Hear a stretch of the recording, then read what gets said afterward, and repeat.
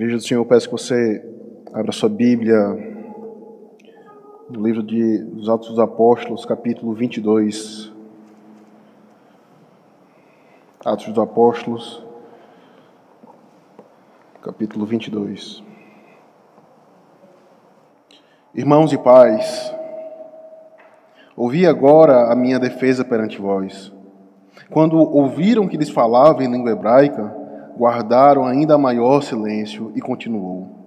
Eu sou judeu, nasci em Tarso, da Cilícia, mas criei-me nesta cidade e aqui fui instruído aos pés de Gamaliel, segundo a exatidão da lei de nossos antepassados, sendo zeloso para com Deus, assim como todos vós o sois nos dias de hoje.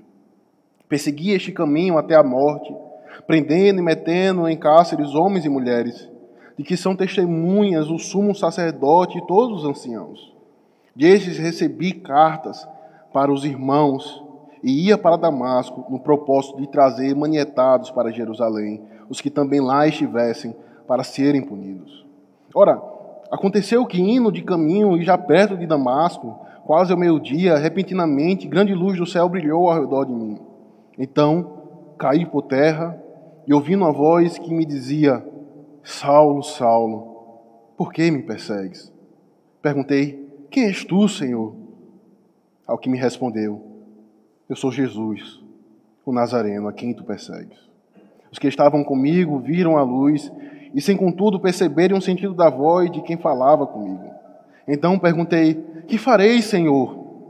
E o Senhor me disse: levanta-te, entra em Damasco, pois ali te dirão acerca de tudo o que te é ordenado a fazer.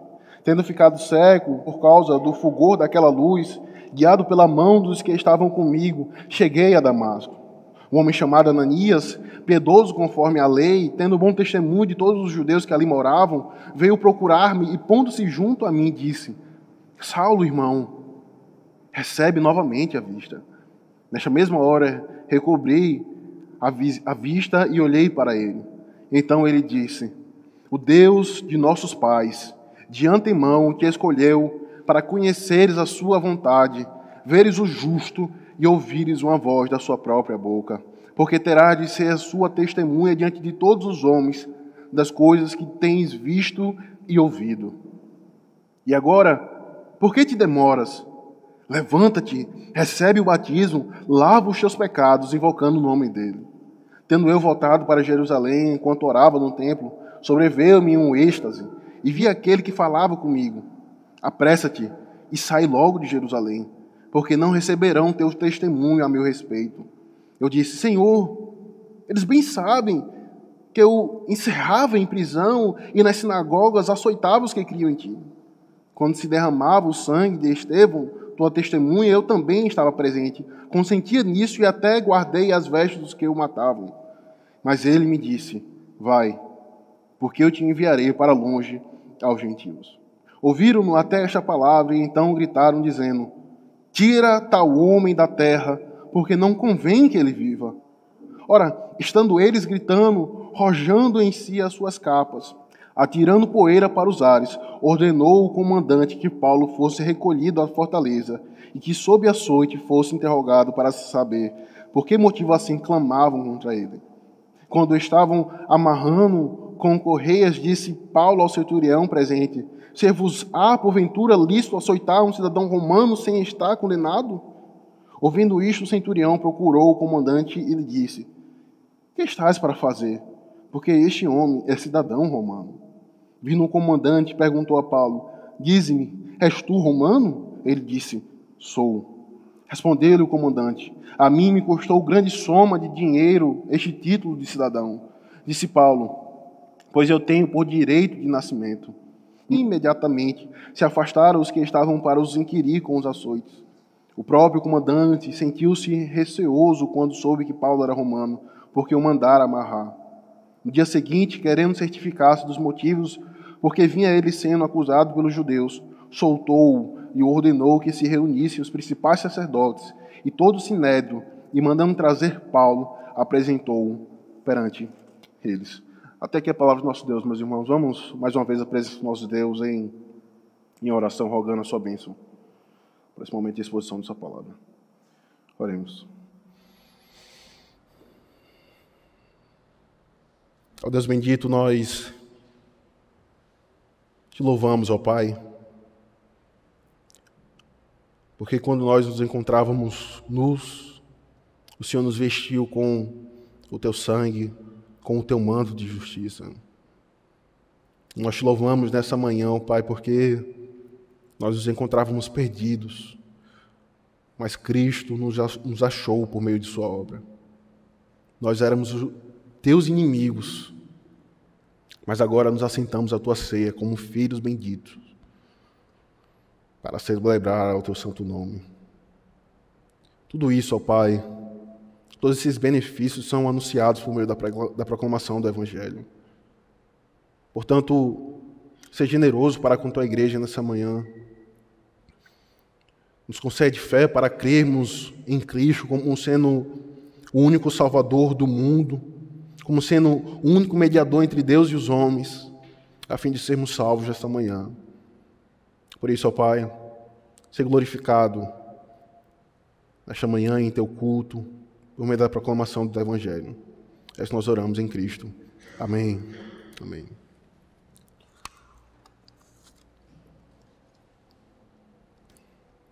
Recentemente, meus irmãos, o Senhor nos deu a graça de estudarmos as palavras iniciais que foram ditas por Cristo naquele monte, a saber, as bem-aventuranças.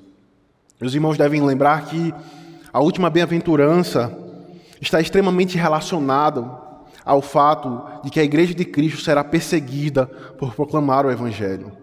Está extremamente relacionada ao fato de que o simples testemunhar de Cristo levará muitos a serem perseguidos por amor a Cristo Jesus. No entanto, meus irmãos, não nos enganemos, não nos deixemos ser levados por falsas doutrinas.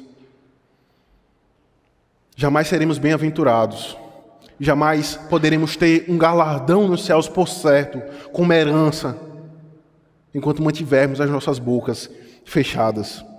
A ideia de ser bem-aventurado, como nos é descrito pelo próprio Cristo no Sermão do Monte, aqueles que são perseguidos porque têm um galardão nos céus, anda lado a lado com aquilo que Cristo irá dizer posteriormente em seu sermão. Vós sois o sal da terra.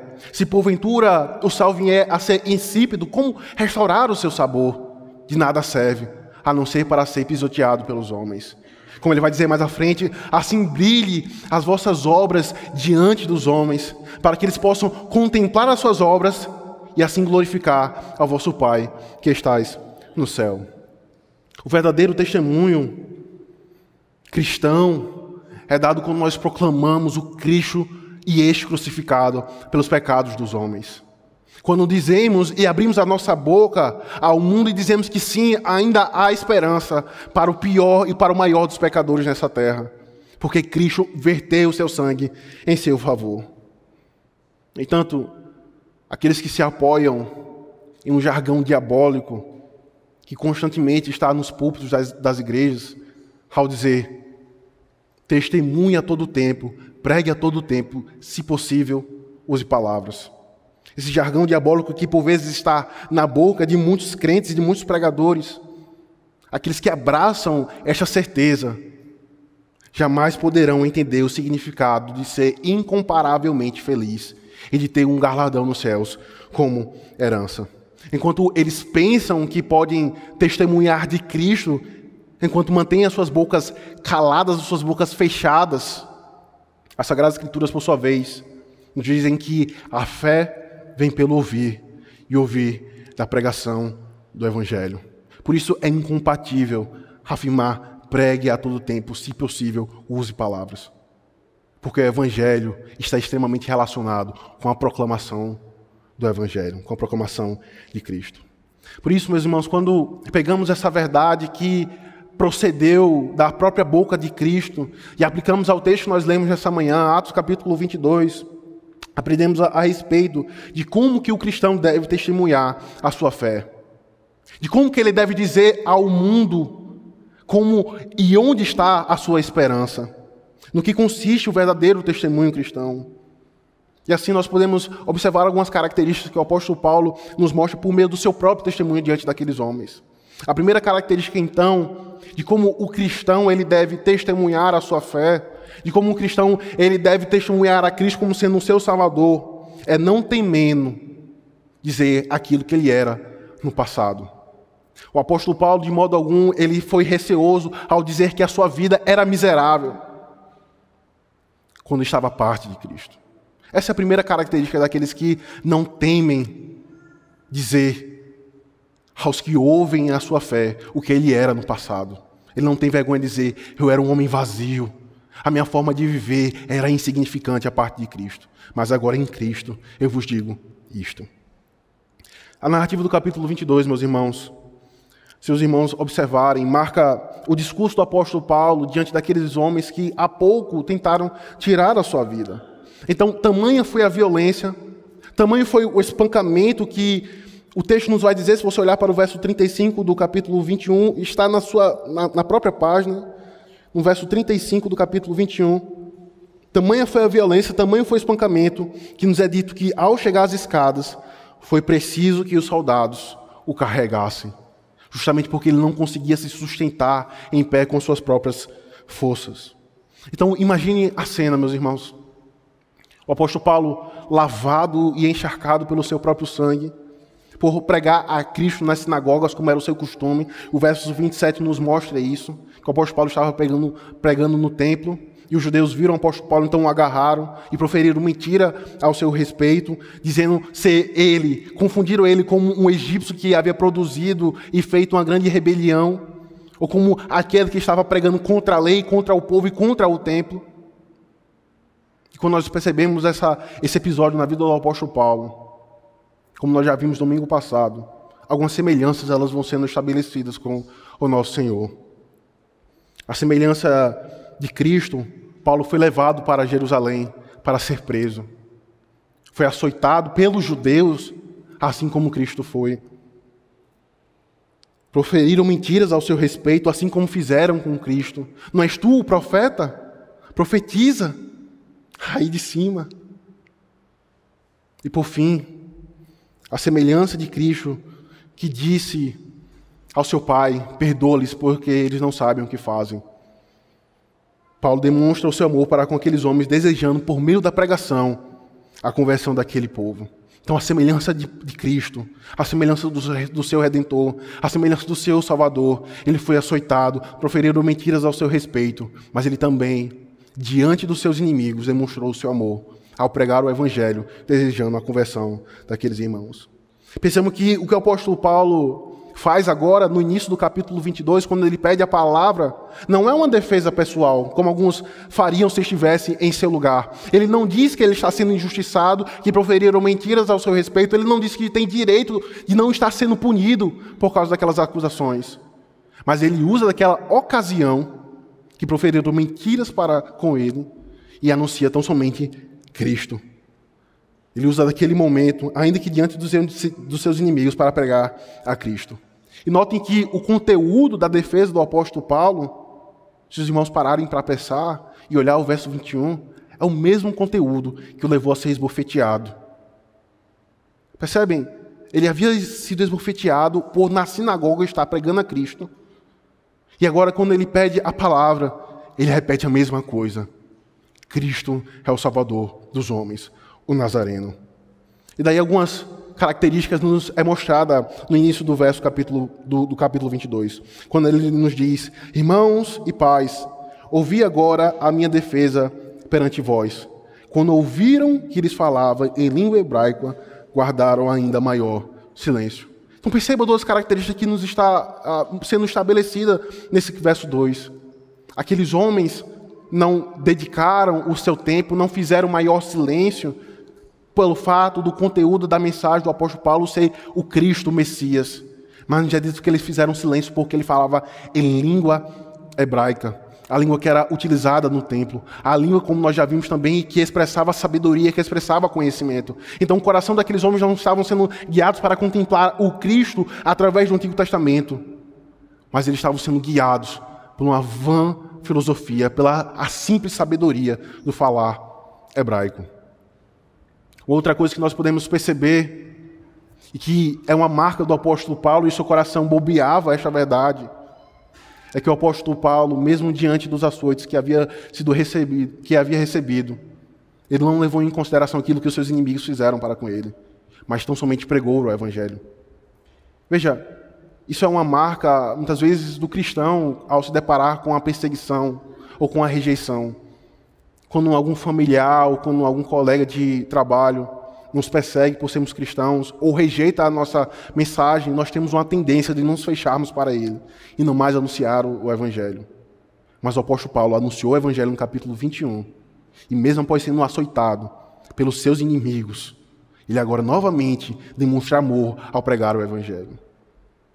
E o ponto, meus irmãos, é se os homens, se os ímpios rejeitam a nossa mensagem, se rejeitam o chamamento ao arrependimento, nós não devemos nos privarmos e de não pregar o evangelho.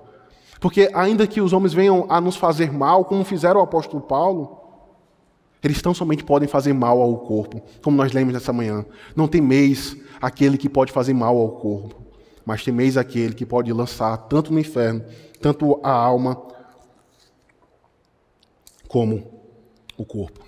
E aqui, quando nós olhamos para o capítulo 22 de Atos, nós percebemos o modelo de testemunho cristão que o apóstolo Paulo nos deixa. Se você olhar para o verso 3, você perceberá ele informando a sua origem, a sua nacionalidade. Ele diz: eu sou judeu, nasci em Tarso da Cilícia, mas criei-me nesta cidade, e aqui fui instruído aos pés de Gamaliel, segundo a exatidão da lei de nossos antepassados, sendo zeloso para com Deus, assim como todos vós o sois no dia de hoje.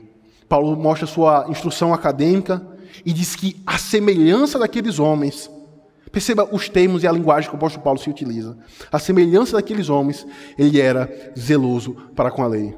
O apóstolo Paulo pensava que por suas próprias obras ele iria agradar ao Senhor.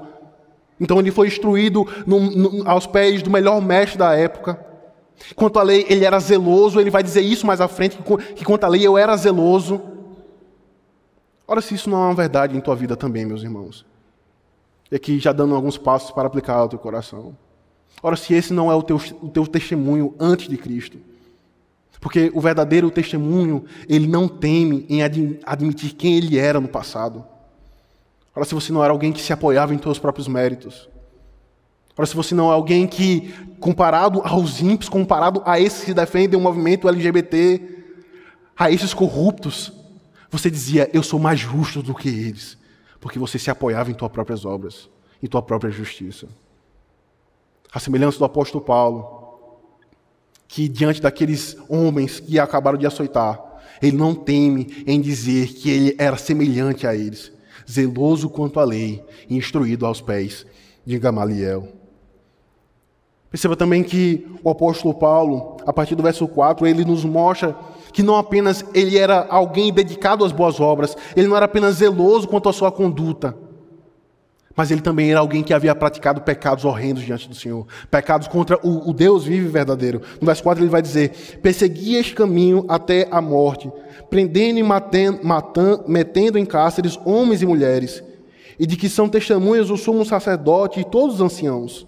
Destes recebi cartas para os irmãos, e ia para Damasco no propósito de trazer manietados para Jerusalém os que também lá estivessem para serem punidos. Essa é uma realidade da vida cristã.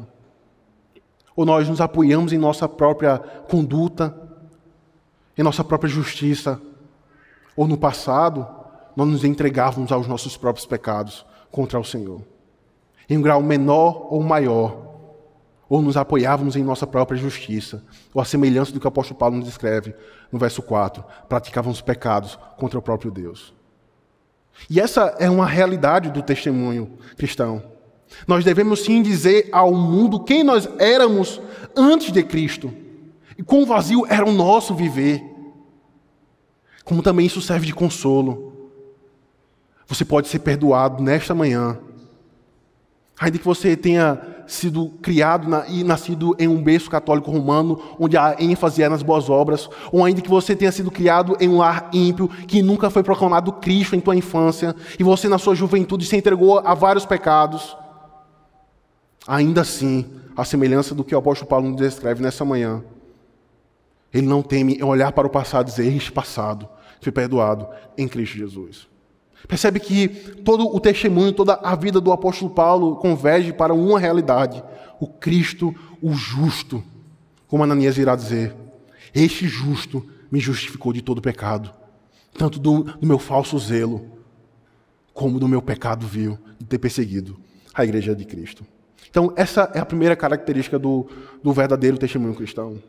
O cristão, ele não teme, ele não tem vergonha em dizer quem ele era no passado.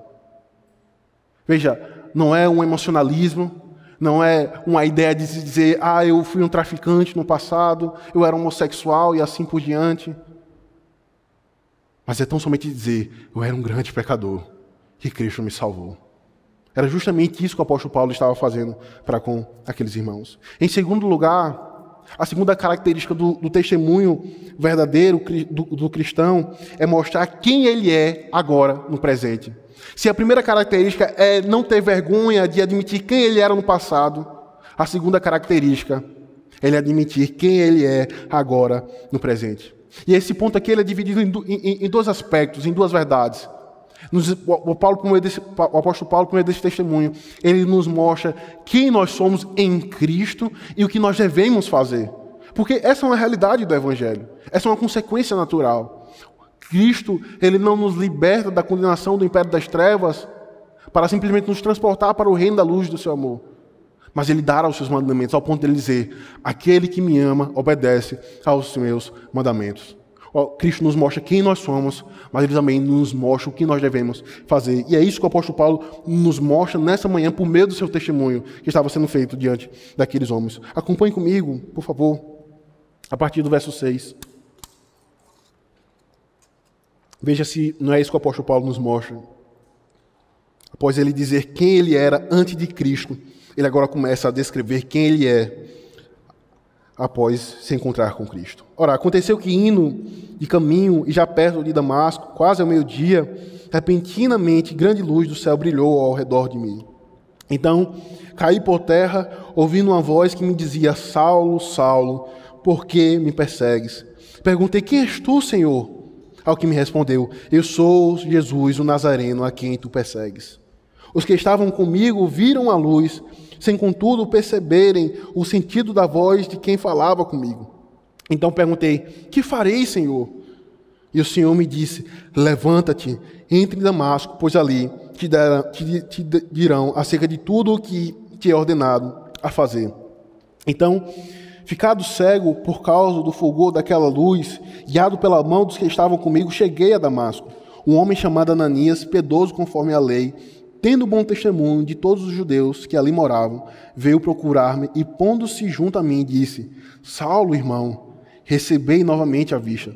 Nessa mesma hora, recobrei a vista e olhei para ele. Então ele me disse, o Deus de nossos pais, de antemão te escolheu para conheceres a sua vontade, veres o justo e ouvires uma voz de sua própria boca.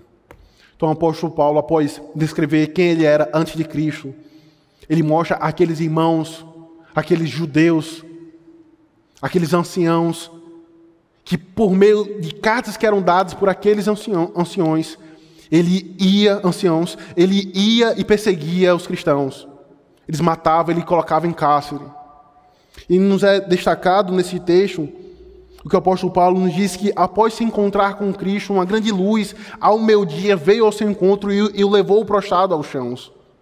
Perceba, a luz do meio-dia não foi o suficiente para incomodar a sua vista, mas a luz que veio ao seu encontro o levou prostrado aos chãos, mostrando ao apóstolo Paulo que Cristo, ele não é apenas aquele que curva o homem diante de sua majestade, mas ele é a luz do mundo que brilha na escuridão do coração do homem e o leva a reconhecer Cristo como seu Salvador. Perceba que essa é uma característica da verdadeira conversão. Perceba que o que o apóstolo Paulo, de forma detalhada, nos descreve nessa manhã, não deve nos passar despercebido. O apóstolo Paulo, após se encontrar com Cristo, ele agora se encontra incapaz. Perceba como a vida do apóstolo Paulo ela vai sendo mostrada nessa narrativa. Ele começa o seu discurso, a sua defesa, dizendo que quanto à lei ele era zeloso, alguém que era capaz, por meio de suas próprias obras, agradar ao Senhor. Mas após se encontrar com Cristo, ele agora é humilhado. de modo que a sua instrução acadêmica, a sua nacionalidade, quem ele era perante a lei, não significava nada. Esse é o testemunho do verdadeiro cristão e deve ser o testemunho contínuo de nossas vidas. Nós não apenas em um determinado momento, pela providência do Senhor, reconhecemos a Cristo como nosso Salvador, mas deve ser uma marca do cristão contínuo a testemunhar que ele se encontra prostrado diante de Cristo. Com glória, meus irmãos. Tem aqueles que, após 20 e 30 anos de conversão, continuam a dizer: eu necessito de Cristo. Porque nesses 20 e 30 anos, eu adquiri tanto conhecimento do Evangelho, mas eu ainda me encontro muito limitado e falho. Ele se encontra continuamente prostrado diante do Senhor, reconhecendo a sua graça. O verso 14 nos diz: então ele disse: o Deus de nossos pais, de antemão, te escolheu para conheceres a sua vontade, veres o justo e ouvires uma voz da sua própria boca. Perceba que o apóstolo Paulo faz questão de enfatizar um aspecto de sua conversão, que ele antemão foi escolhido pelo Senhor. Veja que a ideia da proclamação do Evangelho, a ideia do testemunhar a Cristo está extremamente relacionada à vocação e à eleição que Deus ele faz sobre os homens. O ponto é que nós não abrimos a boca e nós não cremos nessa verdade, que muitas vezes é rejeitado nos púlpitos da igreja.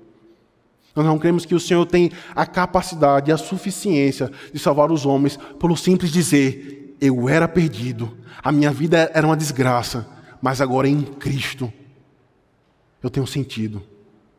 É simples assim.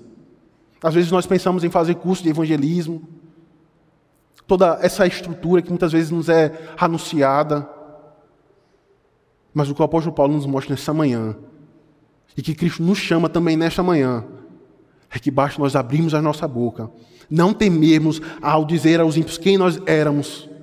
Eu era como você, perdido, mas agora eu encontro em Cristo. E se você não se arrepender, você irá para o inferno.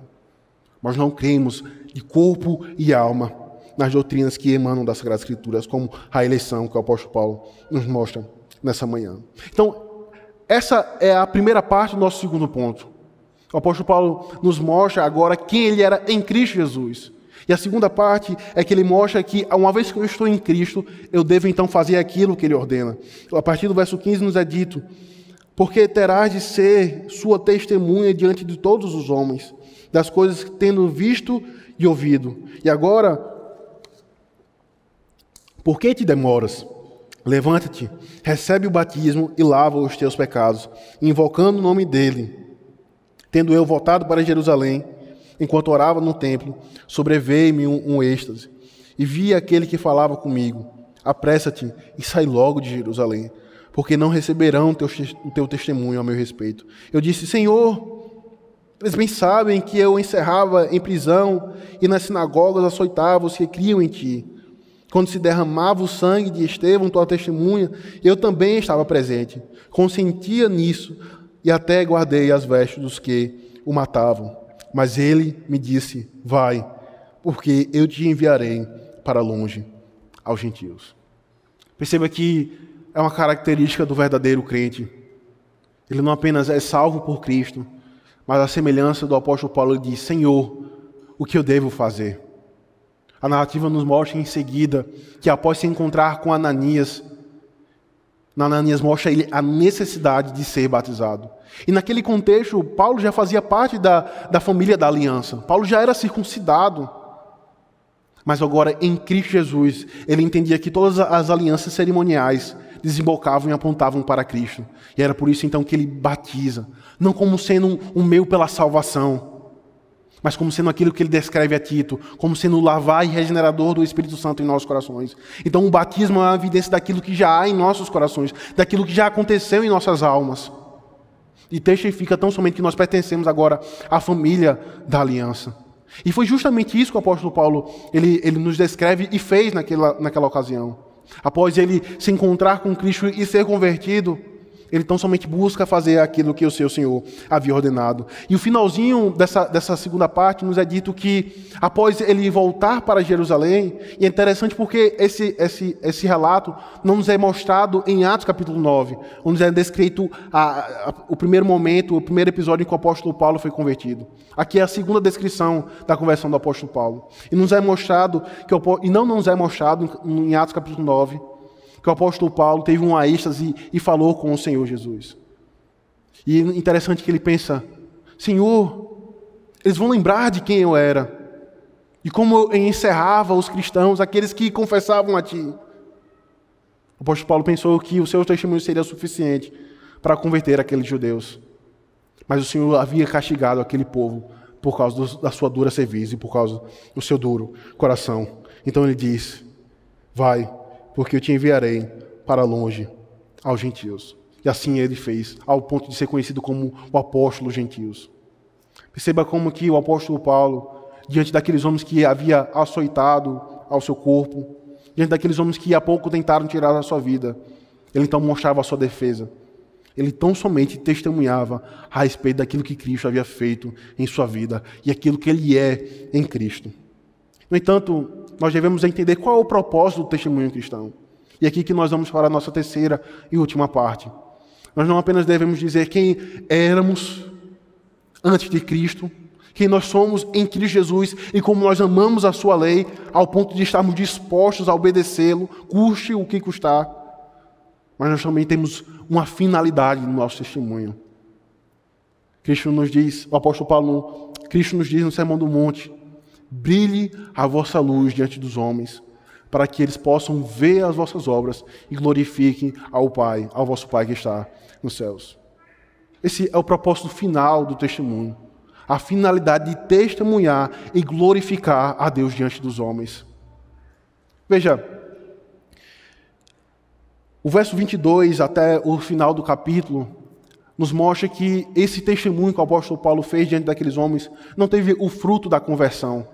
Porque nos é dito que, ao ouvirem estas palavras do apóstolo Paulo, aqueles homens disseram: tira tal homem da terra, porque não convém que ele viva. O testemunho do apóstolo Paulo não teve frutos de salvação naquele contexto. Nós não sabemos, não nos é relatado neste momento. Mas um propósito tem: de anunciar a Cristo, a fim de que o nome de Deus seja glorificado. Esse é o propósito final do testemunho cristão, meus irmãos. É glorificar a Cristo. Portanto, muitas vezes nós não testemunhamos de Cristo, nós não falamos de Cristo para aquelas pessoas que estão à nossa volta, porque no final das contas, ou nós tememos aos homens, ou nós temos vergonha de Cristo, ou porque nós pensamos que a salvação dos homens depende da nossa boa oratória, de ter um grande testemunho. E é por isso que nós não anunciamos a Cristo. Mas se nós entendemos que o propósito final do testemunho cristão é anunciar a Cristo para que os homens sejam salvos ou para que eles sejam condenados, aí sim nós iremos então proclamar o Evangelho. Ouviram-no até esta palavra e então gritaram dizendo: tira tal homem da terra, porque não convém que ele viva. Que o Senhor, meus irmãos, nos conduza a Cristo, a fim de entendermos a importância e a urgência de anunciarmos ao Cristo. Quando eu estava preparando esse sermão, isso foi com uma espada ao meu coração. Porque quantas vezes há oportunidade de proclamar o Evangelho e nós não fazemos. E daí alguns irmãos devem lembrar do momento que a gente fazia o evento lá na Cracolândia, e como nós anunciávamos o Evangelho aqui no bairro de Vila Guarani. Mas são momentos específicos da nossa vida. O testemunhar de Cristo não é uma prática constante do nosso viver. Marca um evangelismo na igreja. Provavelmente toda a igreja, tendo uma grande expectativa, toda a igreja irá comparecer. E aí nós iremos fazer um evangelismo no bairro. Mas isso não será uma prática nas nossas vidas. Isso nos constrange, meus irmãos, a importância e a urgência de testificarmos a Cristo como sendo o nosso Salvador. Cristo nos diz que se nós nos envergonharmos a respeito do seu nome, Ele também se envergonhará diante do Pai. mas aquele que me confessar diante dos homens, eu também o confessarei diante de meu Pai que está nos céus. Que o Senhor nos conduza a Cristo, a fim de sermos abençoados e a fim de ter a coragem de dizer aos homens quem nós éramos antes de Cristo, e quão vazio era nosso viver, quem nós somos em Cristo, como nós amamos a sua lei, e que entendamos que o propósito do testemunhar de Cristo é glorificar a Deus ou levar os homens à condenação, caso eles rejeitem o Evangelho. Que o Senhor nos abençoe em Cristo. Amém.